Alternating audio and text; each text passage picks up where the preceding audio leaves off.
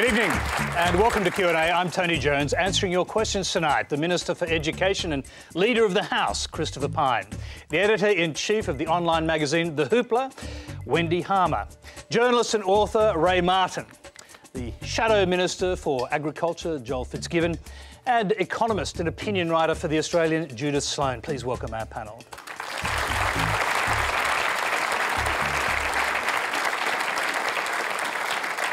As usual, being simulcast on ABC News 24 and News Radio, and you can join the Twitter conversation with the Quanda hashtag on your screen. And our first question tonight is from Yakov Milyak. My question is to Christopher Pyne, and I'd like to ask him, now that you're in power, what steps will the coalition take to reduce the influence of a progressive left-wing agenda in our education system, an agenda which continues to emphasise a black armband view of history and whose teaching methods are leaving today's generation of students deficient in material facts and concrete literary skills? Christopher Pyne. That's a strong start. Well, Yakov, the first thing that we've done, which we'll be soon announcing, is a review of the national curriculum. I mean, we've obviously announced that we're going to review the national curriculum. That was part of our policy before the election, but I'll soon be announcing who is going to do that. And we're going to ask them to report to us early next year about whether the national curriculum is rigorous enough and whether it achieves the outcomes that we as a nation need for our students. Because there's really a battle in education between people who believe that education is about skills and garnering skills and those who believe that it's about knowledge. Knowledge, something that can be used throughout one's life to change careers or to inform decisions. Skills being something that you pick up at school and outside school, but shouldn't be the focus of our education. And so it'll be interesting to see what the review of the national curriculum finds, especially with respect to the themes in the national curriculum. Most listeners probably don't realise that there are 3 themes that are supposed to permeate the national curriculum: sustainability, Australia's place in Asia, and Indigenous issues. I think there's a question mark whether there needs to be themes in a national curriculum and how themes work in, for example, maths or science. So this is what we're going to ask the review of the national curriculum to find how it can be improved, because it should always be something we're aiming to make the best in the world. Do you accept the basic point made by the questioner that the curriculum has somehow been tainted by a left-wing agenda? Look, I don't accept that in its entirety, no, but certainly the history curriculum was written by Stuart McIntyre and his supporters, and Stuart McIntyre has a particular view about world history, which probably wouldn't accord with a lot of people in the audience's view, but that doesn't mean it's not worthy of being debated. But as Wendy said off camera, perhaps the different views about history should actually be taught in the curriculum rather than picking one. That's actually not what I said. Oh, sorry. I thought that's what you meant. No, I'll get to that in a minute. But perhaps, the point that I was going to make, that I thought Wendy was very sensibly making off camera, was that... I'm not going to mention what I heard her say off camera. There are very divergent views about history is not something that we should be shying away from, because it penetrates our entire political discourse. All right, let's hear from the rest of the panel. Wendy. Well, I was actually saying that this is a revival of the old history wars, like here we go again. I don't even know who won the last one, and that maybe that should be taught, the war about historians rather than particularly the different views of history, this squabbling. I don't know why every Conservative minister has to come into your job, Christopher, and then make over the curriculum in their own image. It seems kind of that's what you're doing. I know that you have talked about an emphasis on skills teaching, standing in front of the blackboard and teaching facts, almost going back to what I think is a rote way of learning. And, I mean, the Minister of Science doesn't come in and teach people how to dissect a frog. We don't have a Minister of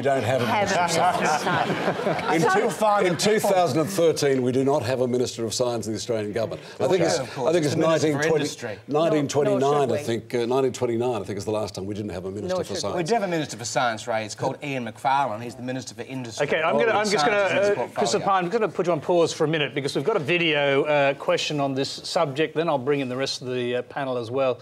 This is from Tess Minns and Ben Wong in Canberra.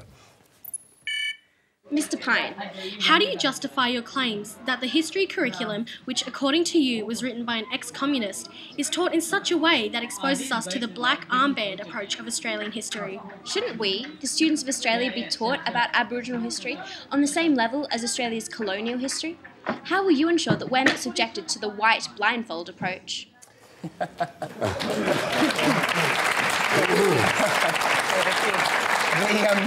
Wendy's saying that they're clever kids. Look, They are. They're thinking for themselves. yeah, sure, and that's terrific. But no one's suggesting that we don't need to learn about Indigenous history and the very poorly treated way that Indigenous people were treated by our forebears by changing the curriculum to actually reflect Australia's history. It's not a zero-sum game. The thing about history is that when you learn about Indigenous history in Australia, of course you would learn about the Mile Creek Massacre or about the treatment of Indigenous people. You wouldn't also want to ignore the fact that Australia is the kind of country it is today because of our colonial past, because of Western civilisation, because of the rule of law and the Westminster system. One of the problems with the history wars, as they're called, is the left describe them as the history wars, because anybody who has a different view to the left about history is therefore apparently at war with the facts. But in fact, that's not the case. So can I just interrupt there? Are you saying that Stuart McIntyre, who I think is the supposed ex-communist being referred to... Not a supposed ex-communist, he was a member of the Australian Communist Party. It's not a supposed or alleged. He was a member of the Australian Communist... Which is fine, because it's a free country. It's not a crime. It's not a crime. No one said it was a crime. No one said he couldn't be a member of the Communist Party or the Greens or any other political party. But does it even matter? The truth is... No, does it even matter? I didn't raise it. I didn't raise it. These two characters from Canberra raised it, not me. No. But, so anyway, the point is, do you think somehow that politics have tainted the curriculum? That's the point. I think that it's unusual that in the history curriculum there is a strong emphasis on the role of trade unions in the curriculum, but there isn't a commensurate commentary about the role of industry, business, agriculture in growing the country we are today. It seems odd to me that since the trade unions exist to protect the rights of the workers, you would think that there would be in the curriculum a description of why there are workers and who they're working for in the first place, which, of course, things like BHP and so on. These things didn't just happen overnight. They're part of our history as a nation, and I think that should have a commensurate view in the curriculum. Yes. Tony, I get worried. I don't think teachers should be untouchables, but every time politicians on either side of the fence get involved in education, I think it's almost a no-go zone. I don't think we employ teachers and we actually encourage teachers and principals to actually do their job. And when you get politicians either side of the fence, NAPLAN, for example, NAPLAN is one of the great disasters of Australian education, I think. I did a story on NAPLAN for 60 Minutes last month, and I couldn't get any teacher in Australia to say it was a good thing. They all said it was a waste of time, and they all said it upset their children. They also said the children were stressed about these extra tests. One of the 10 best-selling books in Australia for children is how to test the NAPLAN test. And yet, you know, our politicians decided this was a great thing to do. And I suspect, Tristan, you're going to keep it going, this NAPLAN. I'm very enthusiask about national testing. Have you talked to teachers? So I've talked to teachers for 5 years. I've been the Shadow Minister. I didn't just do one story for 60 minutes. I've, for 5 years, been the Shadow Minister of Education. I've talked to a lot of teachers you and obviously parents. Haven't listened. I have listened to them. Teachers don't like the NAPLAN. Many teachers do, by the way. Some teachers don't, because the results are published and so the whole world knows how our students are going. OK, I'm going to interrupt. The question was about the history wars, so-called. Judith Sloan wanted to get involved in that discussion. Well, actually, I think what people don't understand is the broader point about the national curriculum is that it is very poorly structured. So, as Christopher said, there are these three cross-disciplinary priorities, which is a bit of a mouthful. So sustainability, Indigenous and Asia. And that actually has to be imposed on every subject, including mathematics. I went and had a look at the year 5 to 10 economics and business curriculum, which is absolutely terrible, I might add. But you only have 20 hours in a year, but you still got to impose the three cross-curriculum priorities in the 20 hours. It's silly. I mean, it needs to be reviewed. Certainly, I mean, the thing is, you have to be kind of an expert in an area, which is why I went and looked at the economics and business curriculum, and it is very disappointing. I'd get rid of it, actually. Joel Fitzgibbon. Well, Tony, I'm far more comfortable with Christopher having a review than I am with the idea of Tony Abbott just imposing his view of the world on the curriculum. I suppose the test will be who will do this review. Is it one person, Christopher? Is it a panel of people? I think that'll give us fair guidance as to where this thing is heading. But just to give make a practical point, I've got 3 children who have recently done the HSC, and, you know, political discussion and matters historically, obviously, often conversations in my household. And I've never seen any suggestion or any hint that my kids have picked up a sort of warped view of Australian history because of the nature of our history curriculum. I just haven't seen it. Would you like to give some examples, Christopher, of evidence you have? I do think it's odd that the Prime Ministers talked about in the history curriculum are Ben Chifley and John Curtin. Now, I'm sure they're terrific people. But Robert Menzies was actually the longest-serving Prime Minister in Australia's history in all the post-war period, and yet he was mentioned in the drafts and the background material, not mentioned in the curriculum. It wasn't until I mentioned the Magna Carta not being in the curriculum, which is the whole basis of our rule of law and our Westminster system that we rely on in this country. It wasn't until I mentioned the Magna Carta that it actually was put into the curriculum. So whoever wrote the national curriculum thought that the Magna Carta, which is actually the foundation of all of our Western civilisation in Australia, wasn't actually important enough to have in the curriculum. So I do think there are important things that... There's a questioner with his hand up just down there. I'll just let him get involved. Christopher Pyne, you haven't spoken to me about education. I've been a teacher for 50 years. And I think NAPLAN has been one of the worst things to ever happen to Australian education. I think to spend millions of dollars on knowing what teachers know. Teachers know Johnny cannot read and Mary cannot spell. And why spend millions of dollars on testing and statistics, which we already know? We should spend money on resources, on human resources for children. You want to respond to that quickly, or we'll take it as a comment? Well, I think you're either an enthusiast for national testing or you're not. And you're either an enthusiast for the publication of results so that the whole world can see how our country is going, or you're not. Now, the previous government was an enthusiast. Julia Gillard, one of the good things that she did as Minister for Education was that she introduced the publication of the NAPLAN results. It was the Howard government that introduced national testing. Labor kept it going because the vast majority of people in the education space think that unless you know how your students are performing, you can't actually remediate issues that need to be remediated. Christopher, the details are important, as this gentleman says here. The fact is, you do a test for NAPLAN in May, you don't get the results for 6 months. 6 months later, I spoke to Joe Klein, who was the inspiration for this. He says that's too long. In Australia, we have 6 months, so you have a child in... Well, you're the minister. You have a child in... For 5 weeks, yeah. Well, but you've been following it for 5 years. I'm responsible for that for 6 years. So the details are...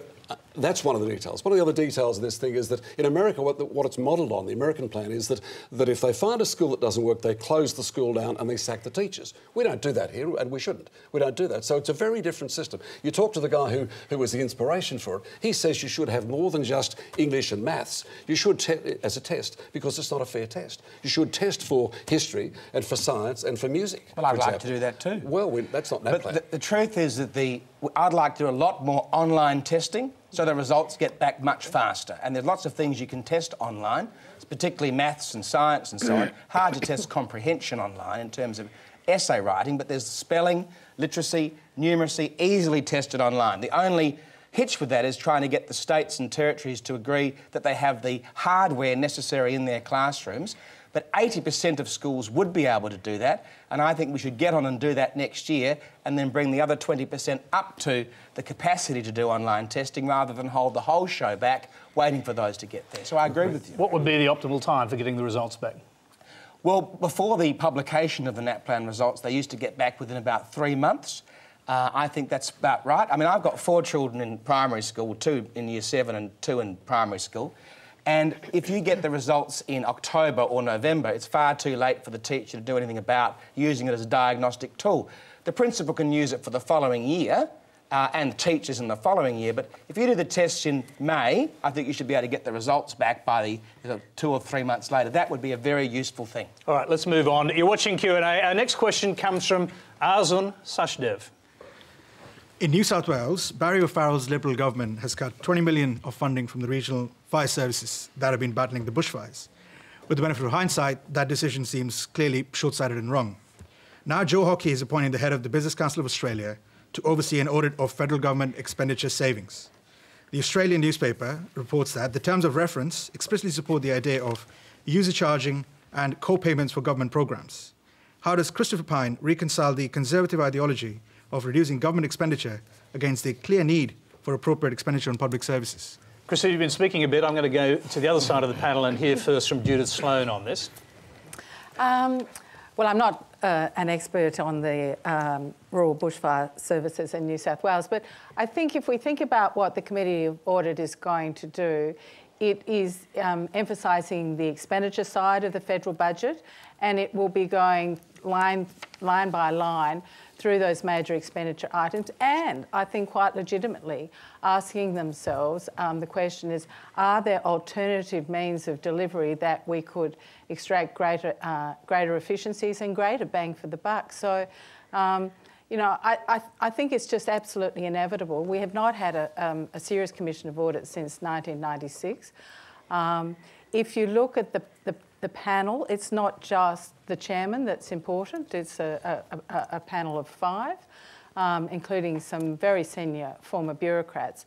So, you know, I think it's a matter of keeping an open mind about these things, and we'll see what happens. It's a really important housekeeping issue to do, and hopefully a reform agenda for your government. Judith, the terms of reference for the Commission of Audit refer to co-payments and to user charging.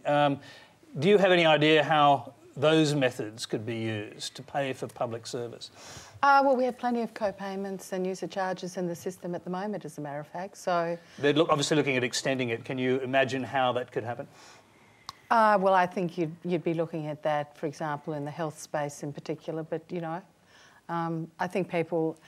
I mean, in some ways, like some of my medical friends actually like the idea of there being perhaps only a small co-payment, depending on someone's income, because that means that they actually, you know, value that service, and you know, depending on how it's actually implemented, co-payments can be a good thing.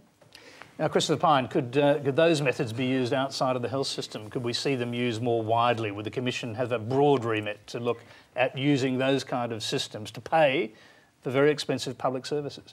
Well, the most important thing about the Audit Commission is for it to find waste in the government and to find areas where we can fast-track our deregulation agenda.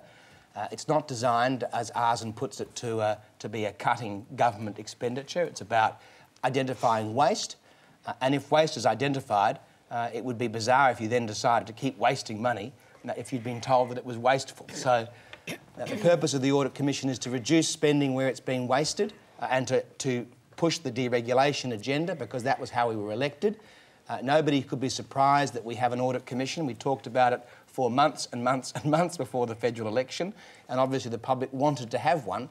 I think since the election there's been a great sense of relief in the Australian public that the government is getting on with the job of trying to fix the mess that we've been left, rather than being constantly in the newspapers and constantly discussing in a chaotic way the way the previous just before the rest of the panel come in on this, one of the guiding principles of the Commission is the government should do for people what they can't do for themselves. So I'm wondering, does that mean that the swathe of middle-class welfare could be under the gun of the Commission? Well, I'm not going to preempt the Audit Commission, Tony, and I'm certainly not going to do that. But, I mean, it's axiomatic in any kind of country like ours that the government should do what the people can't do for themselves. That's why the government gets involved in large infrastructure projects and public transport and building ports. We're talking about public service now, how that would work in public service. And schools and hospitals are public service. But middle-class welfare, by its nature, suggests that the people can do these things for themselves. Well, we're lucky we're in a very generous country and we have the capacity. I mean, you described it as middle-class welfare. Give us an example. Well, we could talk about the medical rebate on healthcare, for example. Well, we support private health insurance because people who take out private health insurance are largely subsidising the health system by taking responsibility because they can afford to. The swathe of tax subsidies and the superannuation system for wealthy people. I mean, there are many such middle-class welfare things. I'm just wondering if the Commission will be looking at them. Well, the Commission's supposed to look at everything, but that doesn't mean that the government accepts every one of the recommendations of the Audit Commission, and we don't even know what those recommendations are yet. So I think we're kind of putting the cart before the horse. Let's hear from the rest of the panellists. Wendy. Well, I think there's a great deal of disquiet in the community about this Commission of Audit because it is being overseen by the Business Council of Australia. It puts business right at the heart of government. Now, the last time this Commission of Audit was undertaken by Peter Costello in 1996, it went to Melbourne University, which you would say was an independent arbiter. Now, I just wonder, Judith, what you would think if the new Commission of Audit, say, was overseen by the ACTU, Greenpeace, and... Well, it largely has for the last 6 years, Wendy. And St Vincent de Paul. I think you would be screaming blue murder about that. It's not quite how you represent it. The person who chaired... is Tony Shepherd. No, but the previous person was Professor Bob Officer, who came from the business school. He was the chairman. Yes, so he was from the business school, but the entire... He wasn't a lobbyist. No, but the entire committee wasn't comprised... It wasn't outsourced to the University of Melbourne. There were other people on the panel, including... business people, and former bureaucrats and the like. So I don't think I have a problem with that. I think he's a very, very smart guy. He's very interested in infrastructure. So well, you might be careful what you wish for, because as we see that he says he's going to make some very radical suggestions. That's his preview of it, and you hope so. But you know what he's also said? He says that he thinks that politicians should be prepared to lose their jobs over his recommendations. Christopher, that's unlikely. That's unlikely. That's unlikely. So let's hear from Ray Martin and also from. He might be whistling Dixie. I think, like Judith, I'm comfortable with the committee. The makeup of the committee, I think, is valid. I think we do need at this time to give business some reassurance with the economy. I would have liked to have heard, Krista, your ideas of clearly duplication in education and health in state and federal governments, whether in fact that's a major waste of money, where you've just told me you've done it for 5 years, so you must know what it's about. Whether in fact that's an area we could well cut, duplicating in Sydney or Melbourne. Sure, I'm happy to. So I just didn't want to talk all night. That was on. All the questions had been directed to me. But obviously in education, one of the big issues that we have is the crossover between the federal and state governments regulating exactly the same institutions. The non-government schools and the government schools. Because the federal government has a little bit of the pie for government schools and a large bit for non-government schools, and the state governments have got themselves into the position where they're funding a little bit of non-government schools, we know largely funding government schools. We know this, but what do you think it's time to cut? Is that waste? I think there's a tremendous amount of red tape and regulation from the Commonwealth Government that we don't need to do. And that's why we're going to turn the Australian Curriculum and Reporting Authority into the Australian Curriculum Authority, and we're going to reduce those reporting requirements. We don't need to collect all the financial data for non-government and government schools. Does that mean getting the feds out of state education? We've actually got a question. Getting the feds doing what they should be doing. I'm sorry, we've got another question from the audience. Christopher, sorry to interrupt. It's from Kay Matthews. This is a question also for Christopher Pyne. We don't have to start with him. I'm copping a real beating. I love you, Christopher. I love you. He loves this, you know. He loves being beaten. I threatened him to put him in a headlock before the show, and he said, "Go right ahead." Go right ahead. I said that'll get us into the promos. Yes. Could you please tell us how the people of Australia will benefit when Medibank Private is sold off? Yes, well, certainly. Our policy before the election was to sell Medibank Private for a decent price, a price that we believed was true value for it. We simply don't intend to sell Medibank Private at any price. There's a big question mark whether government should be competing with the private sector in something like health insurance when there is no terrific discount benefit to the consumer by the government being in Medibank Private. Doesn't the AMA say that having Medibank Private there it keeps rates down for everybody else, premiums down for everybody else? The AMA wants to keep Medibank Private. Well, the AMA is not the repository of all wisdom, though. We like the AMA. They're great people. But they are doctors. There's also the Royal Australian College of General Practitioners as well. And, well, doctors are pretty, interested in the outcomes because they're paid largely by... Okay, I'm going to pause you two again, and I want to hear from Joel Fitzgibbon to see what the opposition is thinking about. This is something you might have considered yourself? When desperate for funds to pay for your policies? Well, we've never seriously had the discussion, and, I mean, we'll give the opposition, the government, the chance to make take some. It takes some getting used to. It's not nice either.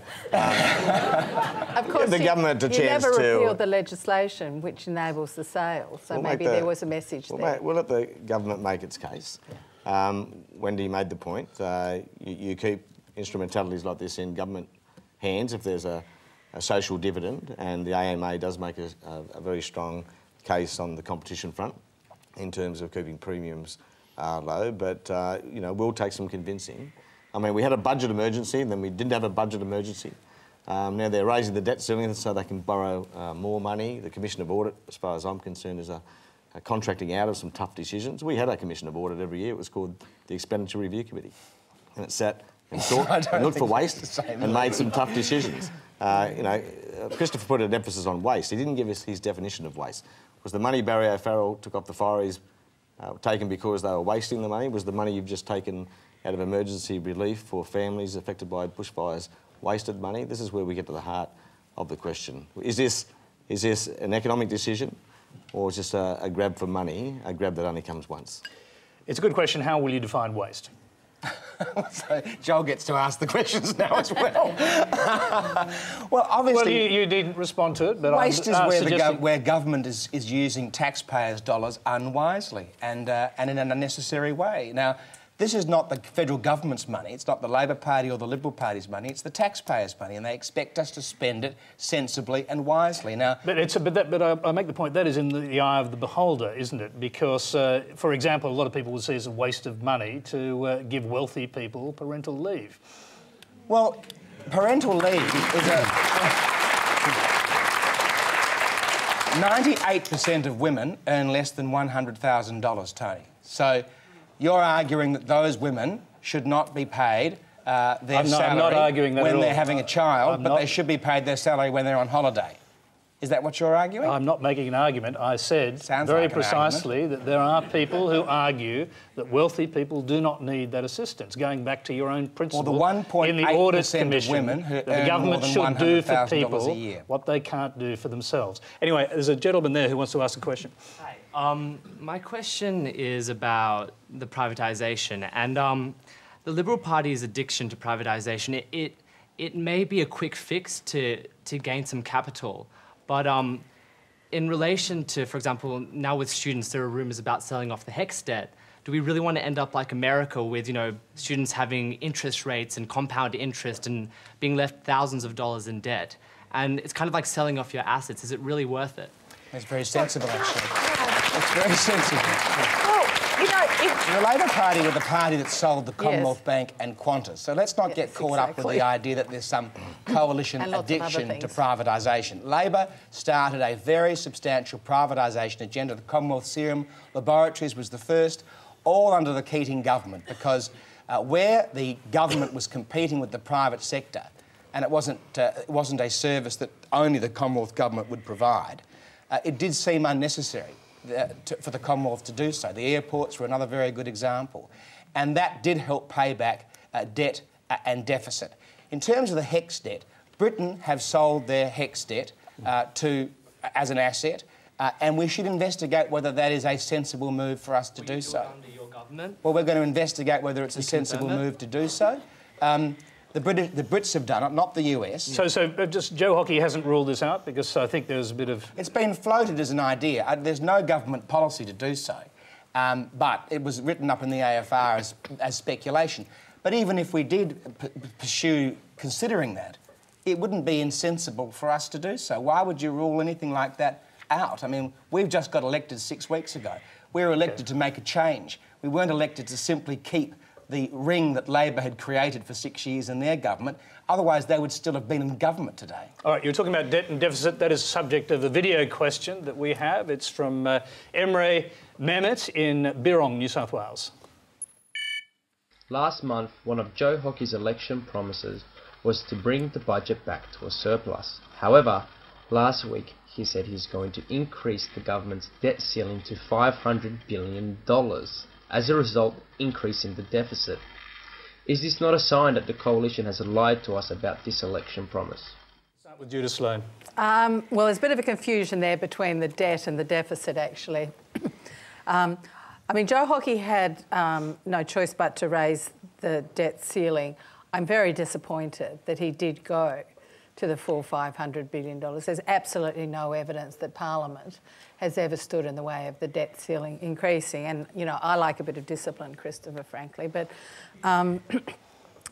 look, you know, the thing about winding back the deficit, so this is the annual budget difference between revenue and expenditure, is that it will take time. And I guess, you know, when you're in opposition, they learnt from Wayne Swan's, how shall I put it, failed pledges to return... You're looking to me to help you put it? Okay, no. Okay, I won't. You could possibly express it more colourfully than me. That, you know, there's no point pledging, you know, with the, you know, blood, a return to surplus at a particular point in time. So you have to have a very firm intention, you have to build it up through the forward estimates. So I think Joe Hockey is right on that. You know, the thing is that Wayne Swan was effectively trying to rush to surplus. He then did a whole lot of stupid things in trying to do it, and he never got there. So that wasn't actually helpful for the Australian economy. Judith, so just on the 500 billion, Joe Hockey's basically saying that the government needs this large amount of money in case the global economy tanks again, so they can sort of spend your way out of it. It sounds like he's turned into a Keynesian economist. Well, I interpreted it actually more politically, because he can say, well, it was all your fault. We've had to put up the debt ceiling enormously. And in the knowledge that it probably won't have to be put up during this term in government and possibly the next. And when anyone reminds of him, that he'll say, well, that was the legacy of the Labor government. But I personally, being a true fiscal conservative, I know it's a label that other people have tried to grab, would have been much happier with a much more incremental arrangement, which kind of actually kept on disciplining the government, and also, I think, subjecting to some parliamentary scrutiny the case for increasing the debt ceiling. Joe Fitzgibbon. Judith, I sat in the Parliament day in and day out, while Joe Hockey railed against Labor's gradual increases in the debt ceiling. There is a difference between the budget deficit and the debt ceiling, but by increasing the debt ceiling, Joe Hockey has made it clear that he intends to be looser in his fiscal policy. He intends to further blow the budget out. Now, we had a budget emergency prior to the election. The sky was falling. Labor's fiscal management was so bad, and yet the budget figures that came out post-election were exactly as we said they would be prior to the election. So nothing new has popped up for Joe Hockey. We have the same fiscal arrangements as we had prior to the election. The only thing that's changed now is that they're now in government, and they've, you know, they no longer need to continue with the crazy rhetoric they tried to, or they successfully sold, in fact, the Australian community prior to the election. Ray Martin. Yeah, no, I'd also remember the the debt was spiralling out of control under Labor, and suddenly we've got the 500 million. I wonder what your billion. I'm sorry, half a trillion. Yeah, $500 I wonder what the fiscal conservative would say about the RBA capital injection of 8.8 billion. Which we now understand the Treasury had suggested it wasn't necessary. Okay, well, that's a different issue, and I'm highly supportive of that, because we do need the Reserve Bank to have a fully functioning and adequate balance sheet, and I do think that was something that the Labor government allowed to be diminished way too much, And I think it was very unfortunate that last withdrawal of dividends from the Reserve Bank. But we were being told the Treasury had said and well, recommended. Okay, so I actually want Christopher Pyne to answer the question. Pretty low-level officials who was giving that information. We've heard you support that. The Reserve Bank didn't give that advice. The question was about a different thing. It was Christopher Pyne. The question, Christopher Pyne. Pyne. The question was about the $500 billion debt ceiling. Well, why is it necessary to start with? Well, I'm happy to answer that question, but we have to also understand a potted history. There was no debt ceiling in the Howard Costello government because there was no debt. We paid the debt back. Wayne Swan became elected as Treasurer and said that with great fanfare that he was going to introduce a $75 billion debt ceiling, which he's then gone back several times to increase from 75 to 150 to 200, and now it's $300 billion. In December, that debt ceiling will be crashed through, not because of anything the new government has decided. We've only been sworn in for 5 weeks, but because of the Labor government's previous decision. So that ceiling is gone. $300 billion has to be changed. One of the problems with Labor... That's not necessarily true. It is true. You don't know that with Well, I do know that. In fact, it's been... And the estimates are... You don't want to spun potted history. You want the estimates, actual history. Well, you're disputing that the debt ceiling will be broken through by $300 billion in December, are you? Where do you get that information from? Well, you're the critic of Treasury analysis and budget projections. No, now so they're old gold, you accept them absolutely. So you know better than everybody else does that the debt ceiling won't be you're broken. the critic. You've never... Anyway, putting that to one side. I hadn't realised that you were an expert on these matters. Well, I know a little bit more about it than you, I think. Christopher Pyne, I think you'd acknowledge... You're out of the government. You might know a bit more about education. I know a bit more about this than you do, mate. I think you would acknowledge, Christopher Pyne, that Judith Sloan at the end there is an expert in these matters, and she says you're fiscally reckless. No, she didn't say that at all. She didn't say that at all. That's not what she said. What she said was that she'd prefer us to have more discipline by not increasing the debt ceiling. She didn't say we're fiscally reckless, but that is of a piece with some of the other questions you've asked tonight. Nevertheless... well, hang on, I'll just double-check. Judith. No, I don't. I think I mean, Joel is also right. I mean, we didn't ever have any concept of the debt ceiling until relatively recently. I'm not quite sure why Wayne Swan thought that was a good idea. I think that was so he could show off. And, of course, it then became a rod for his own back. But it's a bit difficult now to go back on this idea of the debt ceiling. But I think it's politics. I would have preferred... I absolutely think there is no doubt that the current debt ceiling will be breached quite quickly. So there's something has to be done under the current confines. But come on, $200 billion increase? That is really excessive. Well, it's estimated that the debt ceiling will be... Nobody mentioned reckless except the host. Excessive. And you've been a host of a few shows. So excessive, you'll have to agree, was now a term that's been described by the Economist on the other end. No, I don't want to, That was an interpretation based on what you said. Excessive, reckless, choose your words. Your interpretation. What you should be saying is that, we'll never use it. It's just... The point is that it's estimated that the debt will rise by another $100 billion over the next 12 months because of decisions the previous government has made. So briefly, can you tell us the circumstances in which you may actually borrow up to the limit of $500 million? Because Joe Hockey set out the scenario where the world economy could go pear-shaped and we may need to stimulate the Australian economy. Well, I don't think he's exactly said that. I think what he said is that we want to be an infrastructure government that builds useful, productive infrastructure. I'm sure Labor would agree with that. But he came back. He came back from the United States, evidently shocked by what he'd heard about the state of the world economy. I think he was surprised about the gridlock in the Congress and wanted to avoid that here. So you need the capacity to spend up to $500 billion. No, we just want to make sure that we can deliver the infrastructure that we've promised and that's good for the economy. I think most people would agree with. So you'll be spending that money on infrastructure. But, Christopher, that's very confused. 1 minute it's because of some imminent crisis in America, and then you're saying we've got to have more debt to spend money on infrastructure. So we're going to get another Adelaide to Darwin railway line? And when we borrowed for infrastructure, it was bad debt. Now it's good debt. What was wrong with the Adelaide to Darwin railway line? When we borrowed to invest in infrastructure and keep the economy out of recession at the time of the global financial crisis. But you didn't borrow to build debt. infrastructure. Yes, we you did. borrowed to give 9 oil checks away to people. No, you know that's not true. To dead people as well. The lion's share of that money went into OK, all right, but you're... dead people. With respect, you are now in government, and I think it's reasonable for people to ask what you might do with the extra $200 billion. You've suggested that a certain percentage of that may be used for infrastructure, so what percentage? We've said that we will build the infrastructure that the economy needs to be productive. But I'm not going to nominate a particular figure, percentage of this amount of money that will be spent on infrastructure. That would be very hard to do. Give us a small example, that'd help. A good infrastructure? Well, the West Connects is good infrastructure in Sydney. That's good infrastructure. All right, let's move on. Oh, actually, there's a gentleman with his hand up there, very patiently waiting. We'll let him get involved. Thanks, Tony. Minister, you mentioned you're worried about having a repeat of the US Congress episode here in Australia. Will you freely admit that you're terrified, perhaps, of having Clive Palmer block your debt ceiling increases before the 1st of July? Or after the 1st of July, sorry. No, I'm not in the least bit terrified of Clive Palmer.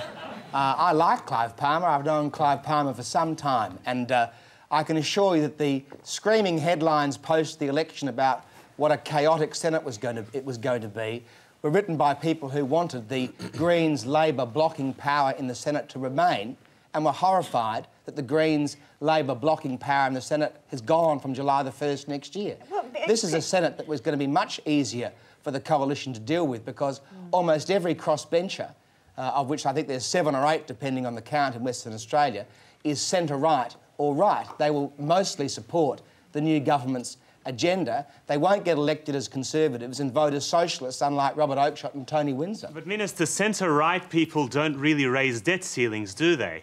Well, that's up to them to determine, isn't it? Evidently. We're going to move on to our next question. It's from Wendy Wilson. My question initially is to Joel Fitzgibbon and then to the panel. Relief. Going to go and have a little break. When your government was in power, it allowed the Cubby station to be sold to the Chinese.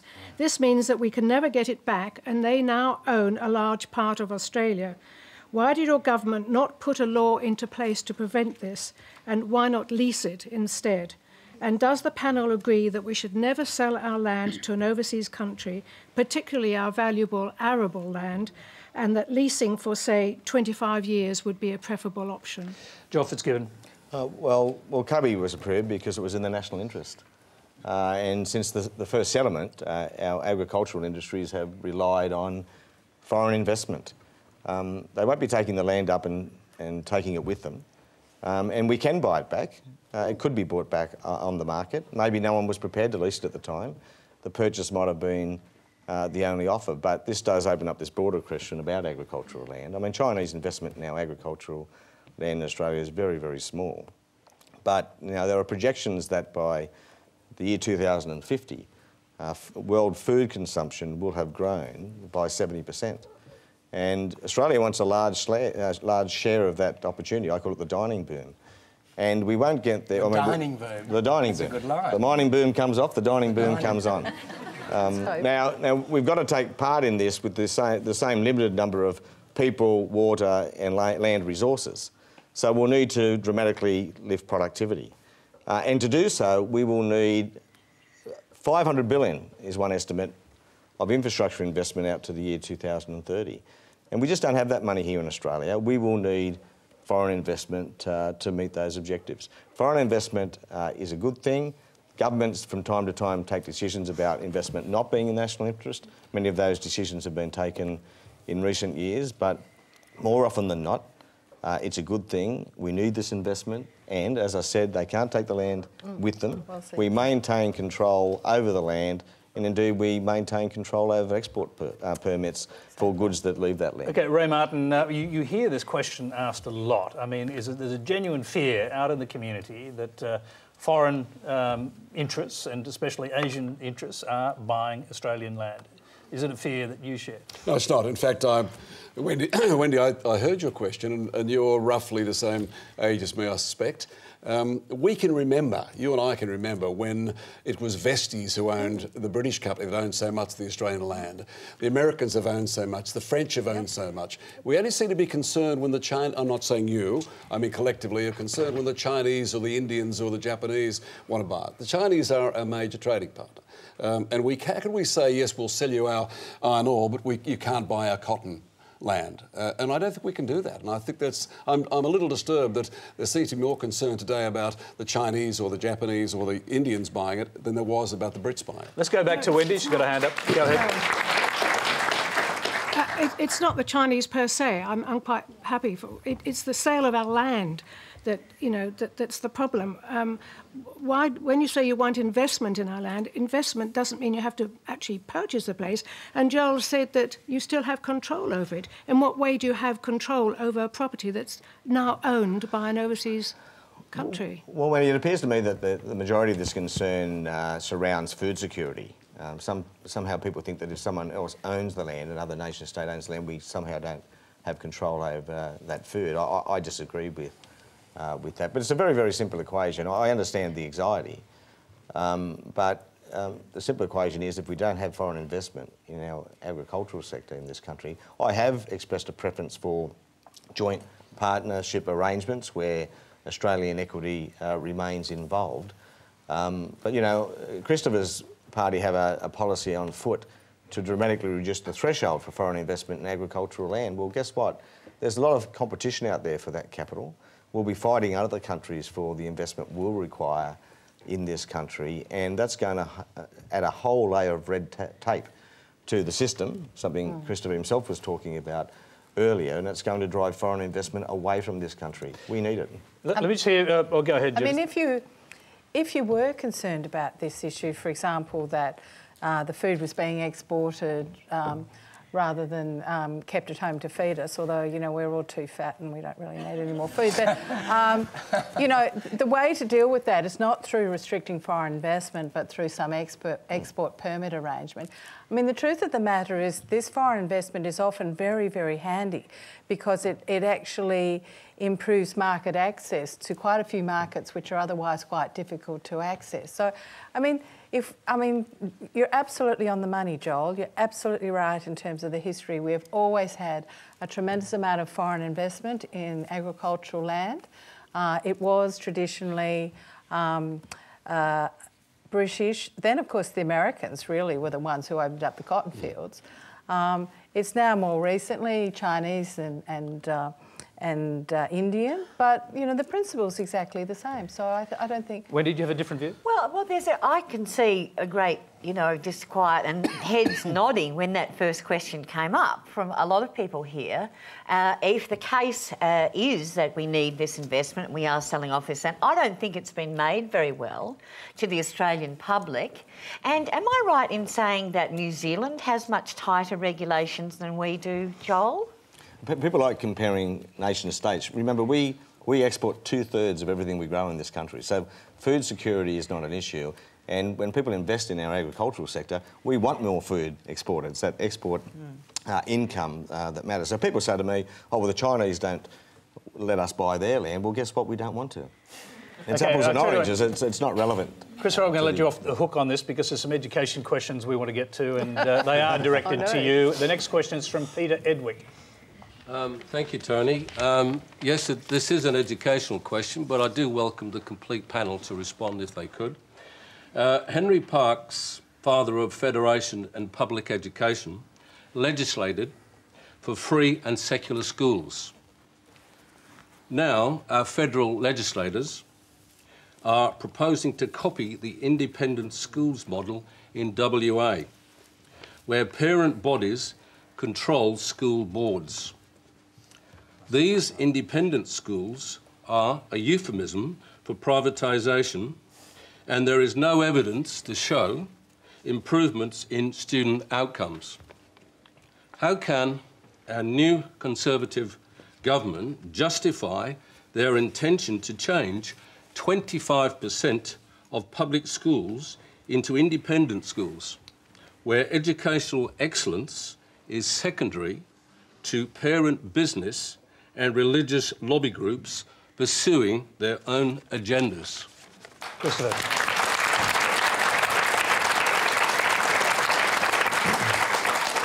Well, Peter, if the premise of your question was true, then I would agree with you, but it's not true. I think you would. No, it's not true, because the point is that the independent public school model, which you conveniently dropped the word public from your question, the independent public school model is not a privatisation of public schools. It is an introduction of characteristics from the non-government school sector into the public school sector that parents obviously value, and that is the capacity of the principal to make decisions about their own school in concert with the Western Australian Department of Education and a board made up of local government or business or parents at the school who are capable of being a board of a school. Now, I think we've had this discussion before, because I think you came to my public meeting at the... No, I think you confused me with someone else. Well, that's okay. Sorry. But I've heard this question before and put Well, the way I'm sure you you put have, yes. Yes. the proof of the pudding with independent public schools has been in the eating, because it's the only jurisdiction since 1977 where there is a movement from non-government to government school education. That's occurring in Western Australia because parents like the fact that in independent public schools, principals get to decide who they will hire on their staff. They get to make extracurricular and curricular decisions. They can't fire their staff. They can only determine who they can hire. They get to decide spending priorities along with their bursar and their leadership team and their school council. If it was such a terrible idea, why is it that in the 4 years it's been in place in WA, it's the only jurisdiction since 1977 where parents are voting with their feet and moving from the non-government sector to the government sector? If you're an advocate for government schools, as we should all be if you wish to be, then why wouldn't you think that was a good thing? Christopher Pyne, you're in for a battle with the teachers' unions here. That's the first thing. And in Tasmania, the Education Minister just said he won't allow this to happen. Well, that's up to them. He'll certainly try and stop it. Well, you have incentives to put in place here. The states and territories run their schools, and they should. So if a state like Tasmania, for example, wants to hold back their school system, let them do so. That's up to them. The federal government can't impose these things on schools. So you have an incentive payment, I think it's $70 million there, sitting there for schools who take this up, or for states to What take I this hope up. is that there's a $70 million fund for independent public schools, yes, which will mostly go into the professional development of principals in jurisdictions who want independent public schooling. Now, if Queensland or South Australia or New South Wales choose to access that, I'll be very enthusiastic about it. And if you're an advocate for public schools, you should be in favour of it. Okay. If other states choose not to, well, that's a matter for them, and they're electors to determine election time. Wendy Harmer. Well, the bottom line has always got to be, what is the outcome for students? And the outcome for students for going to this independent model has not been improved. Now, Christopher, you might say that this is a terrific thing to import from independent schools, but there are a lot of schools who do not have that expertise of a big elite school that has a board full of CEOs. And a bursar. And a bursar, and parents who are able to give time to be on these these committees. And what it does is actually take teachers, I'll have to throw some chalk at you, young people. What it does is take teachers out from the front line of teaching and catch them up with all kinds of admin work. And teachers are really suffering from this. I actually think it's an ideological war with lefty teachers. I don't think, I think that's the main aim of the game, isn't it, to break the teachers' unions? But, Wendy, the evidence actually is very clear, and it's a worldwide trend. They're called free schools in the UK, they're called charter schools. They're called another name in Sweden, dare I say, that, school autonomy is clearly, in all the research, is clearly a factor that determines school performance. And the more you can make it's schools... not improving student outcomes. It is, Wendy, it is. Yeah. All the overseas evidence can I indicates... just hear what... That's true. I'd quite like to hear what the Labor Party's view of this is, and I'd like to hear from Ray Martin, a former teacher. Someone who trained as a teacher anyway. There'll be plenty of people who contest Christopher's proposition that success rates in Western Australia are linked to autonomy. But can I say a level of autonomy is a good thing? Our Gonski reforms promoted levels of autonomy. Our Empowering Local Schools program, I think, gave greater autonomy to some 926 schools while the program was running across the country. But Wendy is right, it's about outcomes, and to get good outcomes you need a range of things, some autonomy. I don't have a disagreement with that, but we need resources, we need good teachers, and you'd be doing much more for the school system if you signed up fully to the Gonski reforms, which you've refused to do. Ray Martin. Yeah, no, I don't know. I've seen no evidence whether charter schools are better than what we have at the moment. I think I keep hearing this. It's like economics that you hear. I'll give you the evidence. Well, I've got the evidence. I've read the evidence, and there is in America, for example, there's no evidence that the charter schools are better. Ray. I think, well, it is true. It is true, and I think it's once again a case of politicians interfering where they should stay out. Leave it to the Yes, education. drop the chalk and step away from the blackboard. It's politicians getting out of it rather than imposing through their bureaucracy. All the international evidence points to the fact that the more autonomous a school, the better the outcomes. Where is this sweeping... OK, let's just go. Sorry, there's a few people with their hands up, and we'll go to at least one of them. The gentleman there. I can't help but make a comment regarding some of those comments on school autonomy. Principals already in New South Wales have quite a large amount of autonomy in making decisions on staffing, even in a disadvantaged school where I'm at now. The real issue that comes from me as an industrial arts teacher is that we are savagely undermined by not getting good resources, and we have a lot of issues where I am. I have a major issue with OH&S or WHS in that the facilities now need major repairs or replacement. The equipment doesn't comply with New South Wales regulations because we don't have the funding. Principals are not able to fund a lot of those repairs, and they are expected to. The problem we've got is that schools are under-resourced in all sorts of ways, and principals don't have the time and the money to actually fix a lot of problems. OK, we will take that as a comment. And just behind you, the gentleman who's hand up for a while, will quickly go to you. If you could make a comment, it'd be useful because we've got one last question to go. The comment is, if you're looking at the success in Western Australia, it's probably because you've stopped white-anting public education for a change, and you've actually said, hey, this is the model that is great, you know, public secular education. It's just you're misinterpreting what parents are looking at. They're saying, oh, the government's saying this is good. Instead of white-handing public education, you've said this is exciting and this is a good model. Try that with all public education, back it up with the funding, and you will find that people go back to public education.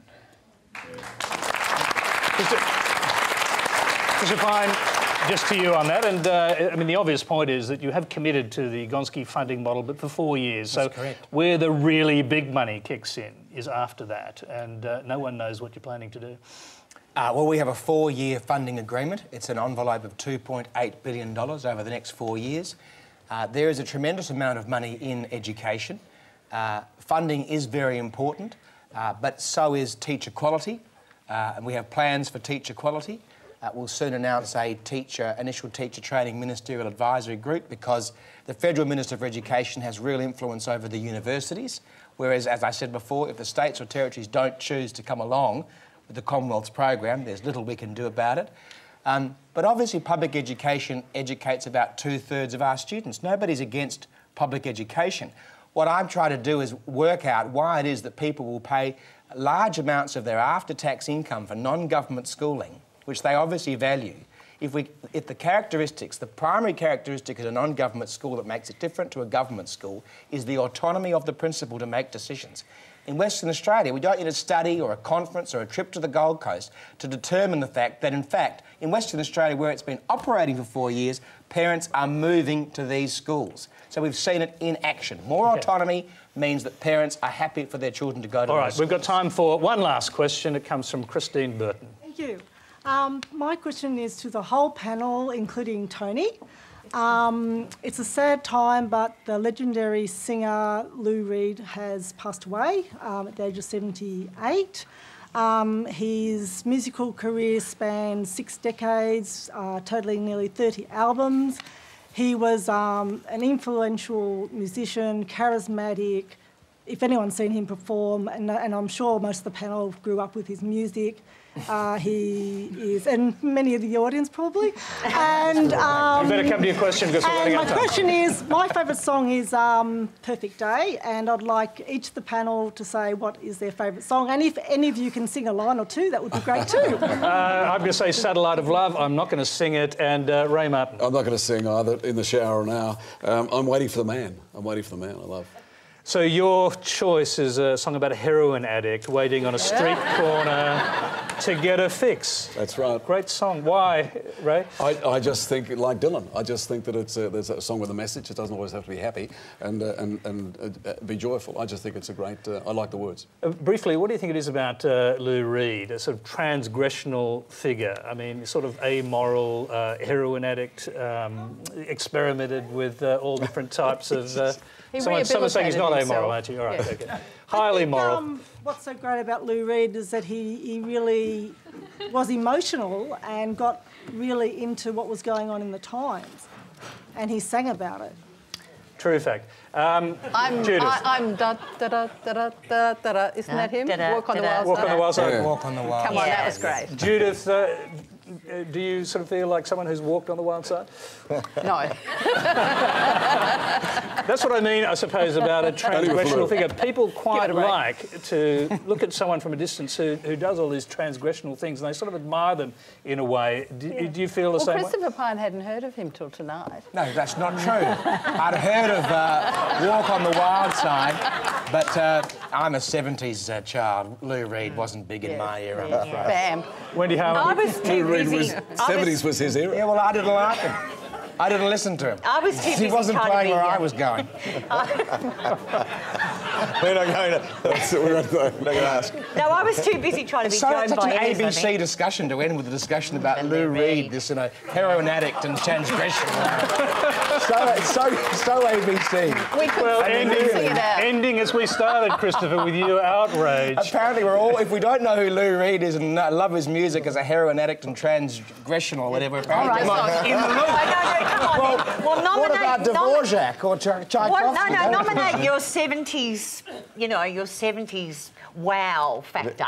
Who did you love in the 70s? He looks like a bit of an ABBA man to me. ABBA dominated the 70s. ABBA dominated the 70s. Yep. ABBA had more hits in Australia than any other country outside Sweden. Knowing you. Nothing wrong with that. If you want people to dance at a wedding, play ABBA. Now, Christopher, the reason is that Dvorak didn't die today. We've got one last panellist to hear from. Your favourite Lou Reed song? Well, I'd love to claim to be too young, Tony. I can't do that. It might be sacrilegious. I don't have one, and it wouldn't give much away because my wife always criticises me for not listening to the words. Well, you can hum along if you like. I could. I'm afraid that's all we have time for, humming along as we are. Please thank our panel, Christopher Pyne, Wendy Harmer, Ray Martin, Joel Fitzgibbon and Judith Sloan.